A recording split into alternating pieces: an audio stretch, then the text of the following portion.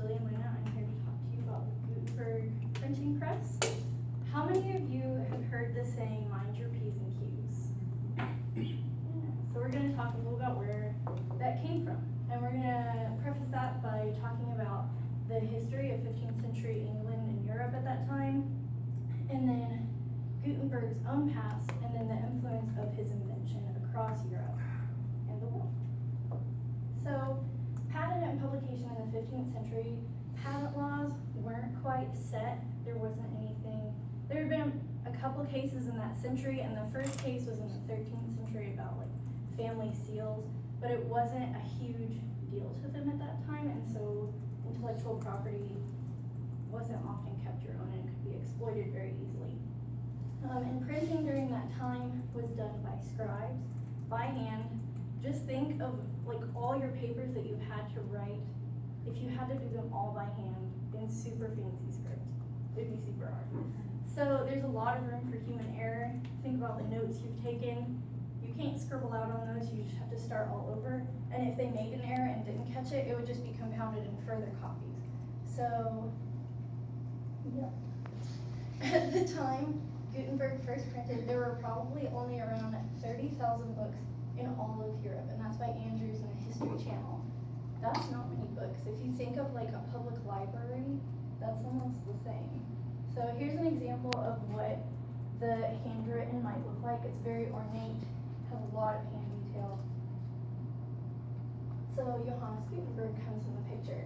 He was born and raised in Mainz, Germany. He was the son of a patrician merchant who most likely worked with minting. He had a different title, but a lot of historians thought that he would have worked with minting as his status.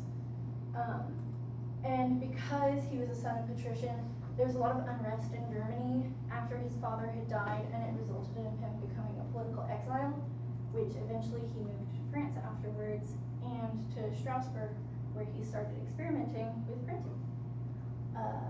In his invention, his main contribution was the metal type and oil-based ink that he used. There was already kind of printing around, but not in the efficient way that he was able to make it. And Meigs, in a video on History Channel, said that the notion of pressing blocks against paper to make images or text had been around and had really come from China, but no one had really turned it into a real manufacturing process, and that's the difference in his invention. So Gutenberg, after this success, wasn't so fortunate. It ended in a ruined partnership. In 1455, Fuss, Gutenberg's partner, foreclosed on Gutenberg, and in an ensuing lawsuit, all of Gutenberg's equipment went to Fuss and Peter Schoeffer of Gersheim, Germany, a former calligrapher. So the patent laws come back into play. He lost all of his intellectual property to his partner because of money. However, he was able to establish himself in other countries with his printing press. So now that we know about the printing press, we need to talk about the influence of the printing press. In 1470, it started coming into Italy. 1473, it made its way to Spain. And around 1476, it made its way to Paris, France, and England. And then 1495, Portugal was a little late on the trend. So by 1500, over 1,000 Gutenberg presses were operating in Europe, and by 1600, they had created over 200 million new books. Compared to the 30,000 they had, 200 million is a lot. So this is an example of what might have been printed one of Shakespeare's plays. It has that fun little S that looks like an F up there that lasted about into the 1800s. It's always fun to read that. And so, as a result, the publishing industry also started booming. Presses were emerging throughout England, and I had the opportunity at A&M in our Cushing Library. They made a replica of Gutenberg's printing press, and we got to use it. And these people must have been really strong, because you had to put your whole entire force against that thing to get it to press down. So, just a fun fact: it's not just stamping out things; it's a job. And after 1605, newspapers appeared all across Europe, formalizing the printing press's contribution to the growth of literacy, education, and the far-reaching ability of uniform information for ordinary people, which is a big development. Like, people are able to read now, people are able to understand and get information from different places in a uniform way, so it's not just gossip or word of mouth.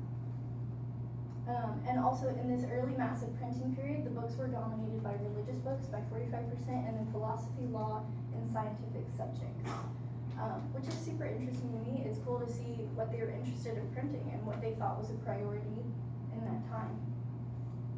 So in conclusion, Gutenberg was able to change the course of history with his invention. And a quote from Fussell says, "Without Gutenberg's invention, Columbus could not have found the sea route to India. Martin Luther could not have been so efficacious in spreading his theses, and Shakespeare would have never gained the tremendous popularity of his and even today's time." So through this we can see that Gutenberg made a huge influence in our world